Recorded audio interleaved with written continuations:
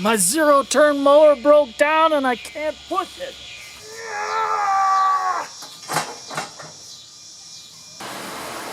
This is an Exmark Laser Z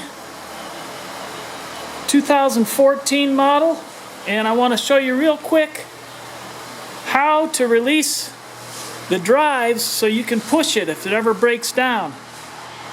While I've got this all apart, I'm working on some other things. On the back of the drive, on each side, there's one drive there. There's the other drive there. You can get at this from underneath, but it's a little lever on the back side of each drive, and you just flip it over. It's a quarter turn.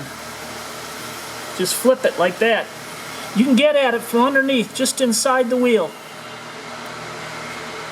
That's all it takes.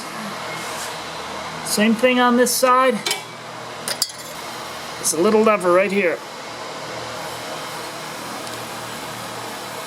That's free, and that's engaged. Free, engaged. Let me show you from underneath. Come under from the back side.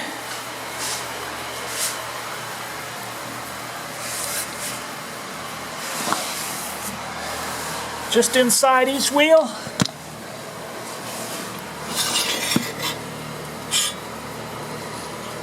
There's the drive. It's this lever right here. Just turn it up. That's freewheeling. And turn it down to lock it. There's the drive pulley. Just behind that. One on each side. It's real easy once you get that released.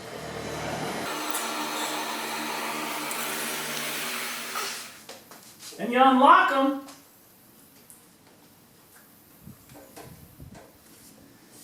And it's freewheeling. Easy as she goes. Nothing to it.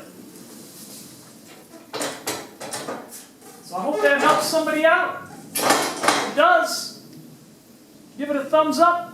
If you haven't already, please consider subscribing.